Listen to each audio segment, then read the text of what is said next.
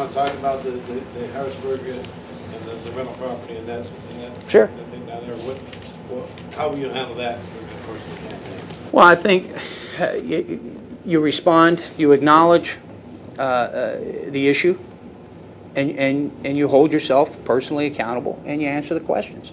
That's why I stood with Barry Kaufman from Common Cause, nonpartisan. It wasn't a political reaction, it was a legislative reaction. My job is a legislator, and we decided to advance reforms that would put an end to what I see, and I think what voters see, as a flaw in the system. The per diem system is governed by federal law and regulation. The IRS provides two methods for per diems. And you can do a straight, the high-low, they call it, straight method, where you're $163 and you don't have to produce a receipt, a voucher, anything. If you are on what they call the master roll for the legislative day, you are entitled to that per diem. And then there is a GSA actual expense method. Well, my legislation would require that you take the GSA actual expense method. I think every business owner, every taxpayer understands that there are expenses incurred in living in two cities. That's not the issue. The issue is accountability. You should have to produce receipts. And so I think I've addressed that directly. I didn't run from it. There were some that have ignored the question. We addressed it head on. We recognized the flaw in the system, and we've proposed changes to it. So I believe I've addressed that issue completely. In reference to the small percentage in a real estate that I had in Harrisburg, that of course is a long story, and it's hard to tell in terms of a context of an interview. I was a renter in that facility, owned by other legislators. They retired and said, "Well, you want to buy a house?" I said, "Well, how am I going to buy a house? What am I going to buy a house?" Well, a couple of us got together, assumed the mortgage of the facility, assumed the responsibility of taking out an additional loan to fix up the place, because it is not certainly not certainly not Park Plaza. I mean, it's not the best, but I continued as a renter in mind and in action, just thinking of myself as a renter, not thinking of because we certainly never made any kind of money at it, or were ever expecting it to be a business venture. To show you how serious we were about this business venture, the name of our partnership was Vandelay Industries. And I remember talking to a reporter who didn't get the joke. He said, "Vandelay?" I said, "From Seinfeld." Oh, I said, this is just what I felt was a convenient and responsible way to live in Harrisburg. But I understand the criticism. I've instructed the attorney for the partnership to dissolve my interest in the property at no profit and gain to myself, and so that issue is over. I responded to it. I answered the question, but again, all within the rules and the regulations of both the federal and state government.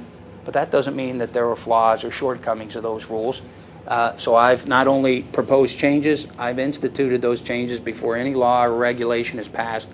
I've instituted them in my personal action. So I think that shows responsible leadership to recognize the flaws and shortcomings of a law, respond to it, both in your personal actions and respond in terms of legislative response. How much will you spend in the primary? How much will I spend in the campaign? We'll probably be in the neighborhood of $250,000. And I'm going to ask some questions. I don't mean to be... Is that the total campaign that just for the primary? Just for the primary. Mm-hmm. I'm going to ask some questions. I don't mean to be disrespectful, but because of the climate we're in, these are questions that get asked of everybody who comes and sits in front of us. Sure. Have you ever been offered a bribe or an offer that you felt was unethical? No. No, no. I was just going to say that in this, and I don't. You have to remember, and I think it's one of the advantages of being a state senator or a state representative. We don't give out contracts, so maybe the folks that have created the headlines, or because of my reputation, I've never had anyone approach me in that fashion. Ever demanded a favor? If you want this to happen, you're going to make that happen? No. You know, Bill Boyle did offer to buy me a Times Leader while I was drinking my coffee over at the Curry Donut. Read the voice of the coffee shop. They were the only ones they had out there free. What can I tell you? Don't offer him a chance. Take the one, buy the other. Replace. Yeah, you replace it. And have you or a You have a member? picture of it? Read it. No, Yeah. yeah. Have you or a member of your staff ever been investigated for suspicion of committing a crime? No. Switching gears here completely, do you support the legalization of video poker machines? That depends on where the revenue is going. There was a proposal on the table by Governor Rendell to drive that funding only out to the state system schools of higher education. I did not support that.